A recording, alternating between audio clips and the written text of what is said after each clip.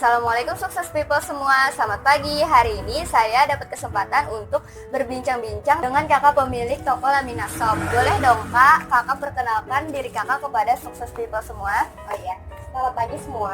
Nama saya Melianda Desinta, nama panggilan saya Sinta, dan umur saya sekarang 26 tahun. Oke, pagi ini saya ingin bertanya-tanya tentang usaha yang sedang kakak jalani saat ini. Bagaimana sih awal mula dan latar belakang kakak untuk memulai bisnis ini? Latar belakang itu utamanya karena memang aku pengen usaha sampingan. Backgroundnya sebenarnya aku itu prodi, dulu kerja di klinik, kemudian ingin mencoba karena aku kan ada kemauan. Yang penting kalau kita usaha itu harus ada kemauan. Yang pertama niat, dan kemudian ingin memanfaatkan teknologi. Zaman sekarang kan kita lihat orang pengen usaha itu nggak usah langsung ada offline store. Kalau dari pertama aku coba online itu, aku cobanya kacamata Sky. Kacamata Sky waktu pertama itu booming banget nih. Jadi aku coba itu dan kemudian budgetnya minim.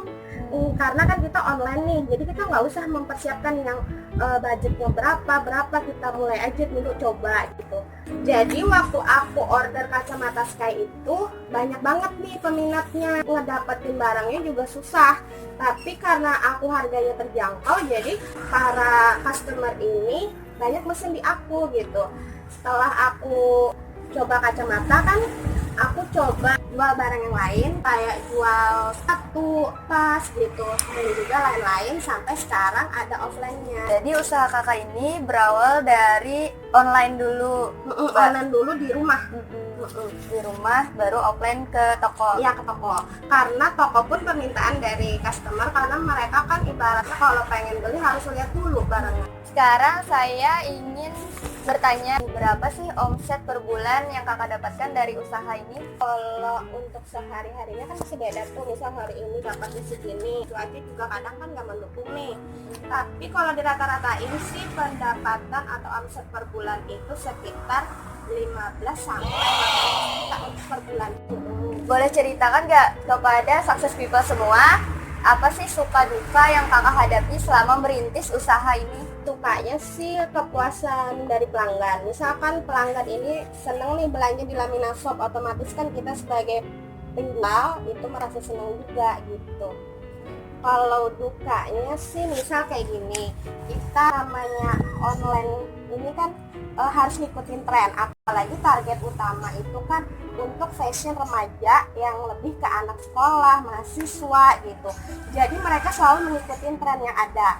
Cuman di sini tren kayak fashion, apalagi kayak baju ya, itu misal dalam 1 bulan trennya itu kadang beda.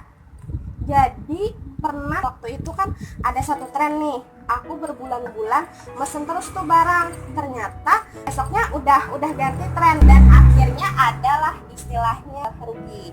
Jadi dalam usaha kita nggak menuntut keuntungan aja, tapi kita juga harus terima kalau memang ada kerugian. Nah, kalau harapan kakak terhadap perkembangan toko ini untuk kedepannya gimana sih kak? Di sini aku sih berharapnya supaya Lamina Shop makin berkembang, banyak yang tahu, dan juga harapannya sih karena aku kan punya reseller banyak di Kalsel, hampir semua kabupaten itu pesennya di aku. Jadi banyak juga nih yang minta, misal mereka pengen bukanya di Banjarmasin, di Gambut, di Kandangan dan lain-lain. Nah, di situ memang adalah harapan aku sih sebagai wirausaha.